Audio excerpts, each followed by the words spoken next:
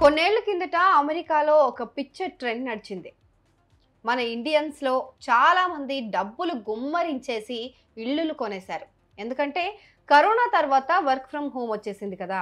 దాంతో చాలామంది moon lighting పేరుతో ఏకకాలంలో 2, 3 జాబులు చేస్తూ ఇబ్బడి ముబ్బడిగా డబ్బులు సంపాదించేశారు. ఆ డబ్బు ఇంట్లో ఉంటే వృధా అయిపోతుందని లోన్ల మీద లోన్లు తీసుకొని మరీ ఇల్లు కొనేశారు. అప్పట్లో అదొక ఉద్యమంలా నడిచింది. కానీ ఇప్పుడు చూస్తే మొత్తం సీన్ అంతా మారిపోయింది. సాఫ్ట్వేర్ రంగం తలకిందులైపోయింది. పెద్ద పెద్ద ఉద్యోగాల్లో ఉన్న వాళ్ళకు కూడా ఎప్పుడు జాబ్ ఊడుతుందో అని తెలియని భయం పట్టుకుంది. అందుకే అప్పట్లో ఇల్లు కొన్న వాళ్ళంతా ఇప్పుడు వాటిని అమ్మకానికి పెట్టేస్తున్నారు. జాబ్ పోతే లోన్ ఈఎంఐలు కట్టలేక నానా కష్టాలు పడుతున్నారు. అమెరికాలో ఇప్పుడు రియల్ ఎస్టేట్ మార్కెట్ పూర్తిగా కుదేలైందనే చెప్పాలి. అది మన ఇండియన్స్ను బాగా దెబ్బతీస్తోంది. ఆలోచించకుండా ఇల్లు కొన్న వాళ్ళు ఇప్పుడు అమ్మలేక అగచాట్లు పడుతున్నారు. కరోనా కాలంలో గృహ కొనుగోలుకు రుణాలిచ్చే సంస్థలు చాలా ఉదారంగా వ్యవహరించాయి. అప్పట్లో ఉన్న పరిస్థితుల్లో ఆ సంస్థల వ్యాపారం మొత్తం సవాసనం వేసింది గనక కొత్త కస్టమర్లను ఆకర్షించడానికి అతి తక్కువ వడ్డీ రేట్లకు రుణాలు ఆఫర్ చేశారు.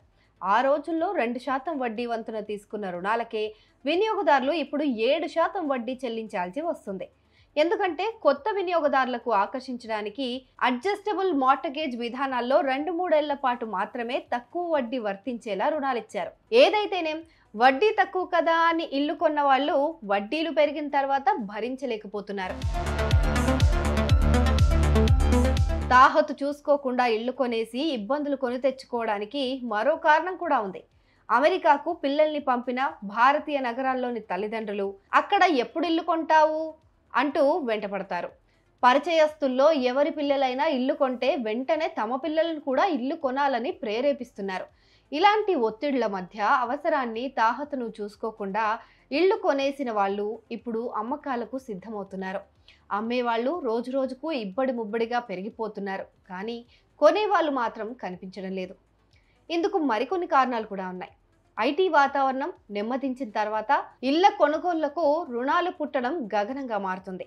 ప్రత్యేకించి భారతీయ సమాజానికి ఈ పోకడ తీవ్రంగా బాగా తెలుస్తుంది. ఇళ్ల మార్కెట్ స్తంభించడానికి ఉన్న కారణాల్లో గంటల వారీ చెల్లించే వేతనాలు బాగా తగ్గడం కూడా ఒక కారణమై ఉండొచ్చు.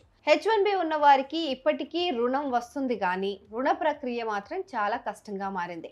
వారి ఉద్యోగాల కాంట్రాక్టు ఎప్పటిదాకా ఉందో గమనించి కానీ రుణం ఇవ్వడం లేదు. గతంలో చెల్లింపుల్లో తేడా వస్తే ఇల్లు దక్కుతుంది గనక రుణ సంస్థలు రుణాలు ఇచ్చేందుకు వెనకాడేవి కాదు. కానీ ఇప్పుడు పరిస్థితి వేరు. రుణాలు కట్టలేని వారి నుంచి ఇళ్లను స్వాధీనం చేసుకున్న వాటిని మళ్ళీ అమ్ముకోవడం ఆ సంస్థలకు కూడా భారమే. అందుకే ఆచితూచి అప్పులిస్తున్నాయి. ఇప్పుడు ఈ సమస్యకు మూల కారణం భారతీయ సమాజం ఆలోచన ధోరణిలో కూడా ఉందని చెప్పాలి.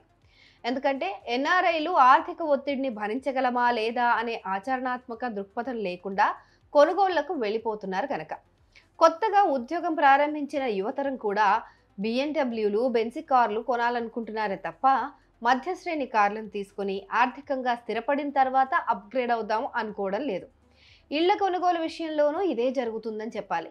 తమ తాహతు చూసుకోకుండా కొనేయడం వారిని అనివార్యంగా కష్టాల్లో నెట్టేస్తుంది.